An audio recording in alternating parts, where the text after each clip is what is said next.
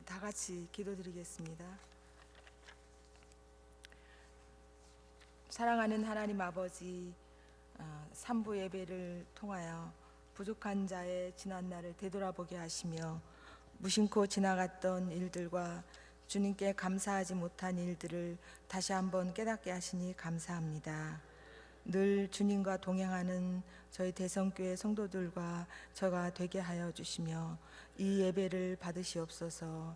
예수 그리스도의 이름으로 기도하였습니다. 믿음의 선배이신 성도님들 앞에서 제가 설교와 간증을 준비한다고 하니까 너무 마음에 부담이 되더라고요. 그래서 그냥 제가 하고 싶은 말을 그냥 글로 적어 보았습니다.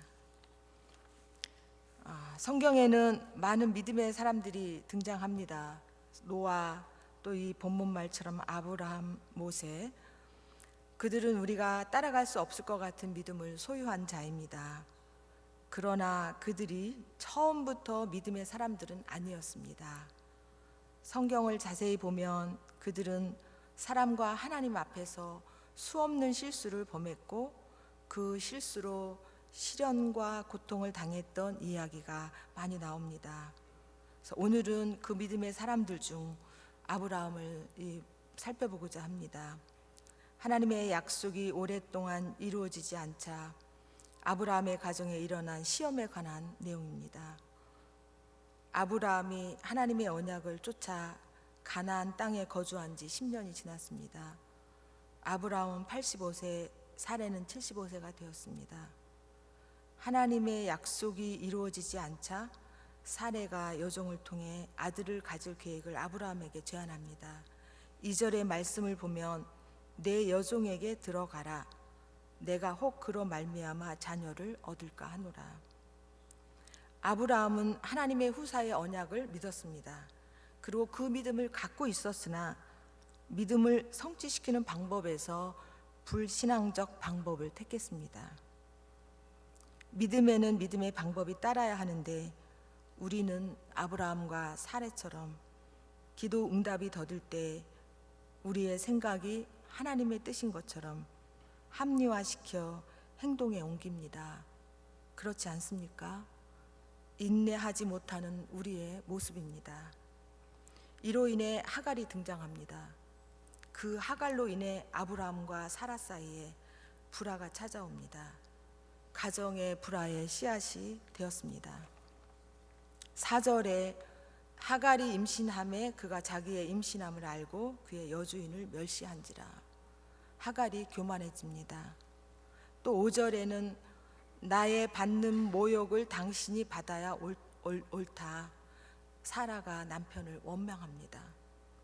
또 6절에는 당신의 눈에 좋은 대로 행하라.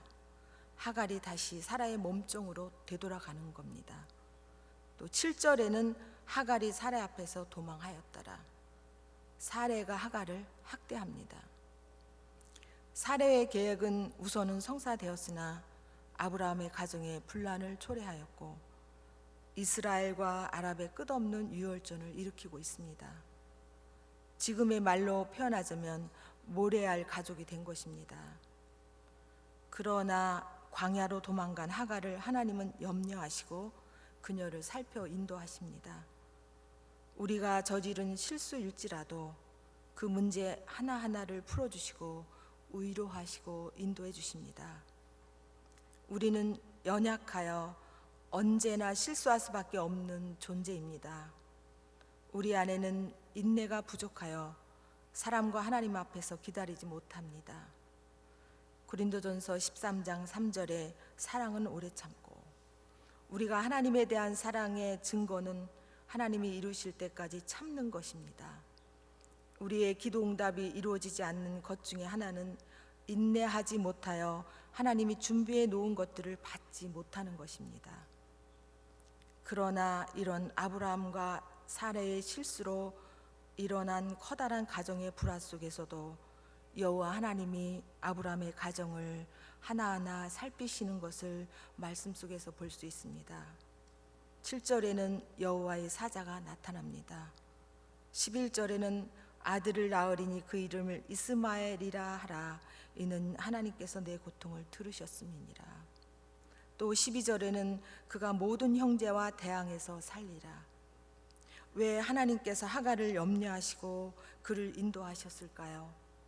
아마 아브라함을 생각하시고 하나님이 아브라함에게 언약하신 땅의 모든 족속이 너로 말미암아 복을 얻을 것이라 하신 것을 이루시는 하나님이라고 생각됩니다.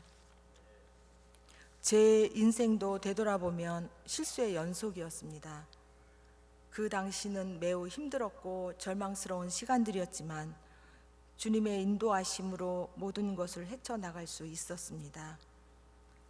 누구나 자기 자신을 가만히 들여다보면 커다란 실수를 범했던 것을 발견할 것입니다. 잘못된 투자나 물질적 욕심에 끌려 가정의 경제적 파탄을 가져왔던 실수들, 자녀들의 진로를 잘 인도하지 못하여 생긴 자녀에 얽힌 진로의 문제들, 부부간의 인간관계의 실수로 인한 불화 등이 있을 것입니다. 저 또한 그렇습니다. 그래서 저는 커다란 저의 실수를 고백하고자 합니다. 즉, 저의 자녀를 영적 생활을 잘 인도하지 못한 실수입니다. 어릴 때부터 모태 신앙에서 자란 저는 큰 어려움이 없이 평탄하게 생활해 오다가 결혼 후 저희 아들이 생후 17개월 때 남편이 갑자기 하나님의 부르심을 받고 떠나갔습니다. 가장 혼란스러웠던 것은 첫 번째는 둘이 오랫동안 같이 기도해왔던 믿음의 비전을 내려놓아야 하는 것이었고, 두 번째는 제 자신이 성장 과정에서 큰 어려움이 없었기에 세상에 적응하고 살아야 하는 독립심과 현실성이 매우 부족한 아주 나약한 상태였던 것입니다. 그래서 저는 아들에게는 어릴 때부터 좀 더 현실에 잘 적응하며 소소한 것들을 잘 결정할 수 있는 독립심을 키워주어야겠다고 생각하여 그런 쪽으로 교육을 했고 잘 유도하며 이해시키고 설명해 나갔습니다. 직장으로 집을 비워야 하는 아들에게는 미안한 마음이 들었고 그가 느끼는 외로움을 잘 극복시키고자 엄마도 다른 엄마처럼 직장에 안 나가면 너한테 맛있는 것을 많이 만들어줄 수 있는데 그렇지 못해 미안하다. 그런데 엄마가 직장에 나가서 좋은 점은 또 하나 있어. 돈을 벌어서 너에게 맛있는 것을 사줄 수 있고 내가 필요한 것을 다 사주니까 그것은 좋은 점이 될 수 있지 않니? 라고 설명하면서 아들의 그 외로움을 달래기도 했습니다. 그러면 아들은 나는 엄마가 직장 다니는 것이 더 좋아라고 대답하기도 했습니다. 그래서 나름대로 독립적이고 자신의 의견을 잘 표현하는 아이로 자랐다고 저 나름대로 생각하였습니다.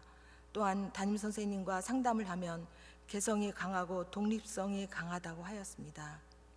그런데 중학교, 고등학교 사춘기 시절을 맞아 아들이 교회에서 중고등부 학생 예배를 열심히 안 하고 잘 빠지고 하였습니다. 엄마, 설교 말씀이 느낌이 안 와. 또 전도사님이 누구누구만 예뻐해. 또 멤버들이 마음에 안 들어 하면서 중고등부 학생배에 잘 적응하지 않고 보내게 되었습니다. 그때 저는 그럴 수 있겠지. 좀 놔둬야겠다. 나중에 좋아지겠지. 하고 생각하고 강력하게 그를 잡아 끌어주지 못했습니다. 그것이 저의 실수였습니다. 그래서 그런지 아들이 깊이 있는 믿음으로 젖어들지 못했습니다. 그리고 대학 시절을 맞이하자 집을 떠나게 되었고 제가 보살펴 줄 수 없는 환경이 된 것입니다. 신입생 환영회다, 선배와의 만남이다, 동아리 모임이다 하는 모임에 나가게 되면서 술도 배우고 세상 친구들도 많이 만나다 보니까 주일날 교회에서 예배는 드리지만 그의 생각의 관점은 세상적 관점으로 사고를 하고 판단하는 것을 느낍니다.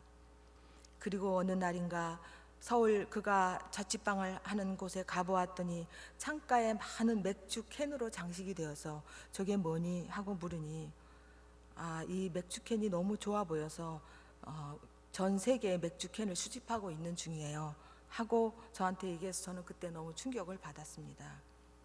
황금 같은 중고등부 10대 시절을 믿음으로 서지 못하자 대학에 들어가서 신앙적으로 서게 하는 것이 얼마나 몇 배나 더 어려운 것을 알았습니다. 어느 순간에 저는 저의 자녀 교육 방법에서 우선순위가 하나님 앞에 바뀌었다는 것을 깨달았습니다. 그리고 아들을 중고등부 시절에 교회에 잘 적응하도록 돕지 못한 것이 커다란 실수였음을 알았습니다. 돌이킬 수 없는 신앙의 황금 같은 시기를 놓친 것입니다. 신앙보다는 자녀의 정신적인 뒷받침에 더 중점을 두었던 것입니다. 그가 주님을 먼저 깊이 만났다면, 그리고 그렇다면 더 정신적인 풍요로운 인성을 갖출 수 있었는데 하는 아쉬움이 지금 제 마음에 자리 잡고 있습니다. 그러나 이제라도 하나님께 무릎 꿇고 그를 위해 중보기도를 합니다. 인생은 과거에 어떻게 살았는가가 중요한 것이 아니고 현재 지금 하나님 앞에 돌아서는 것이라고 생각합니다.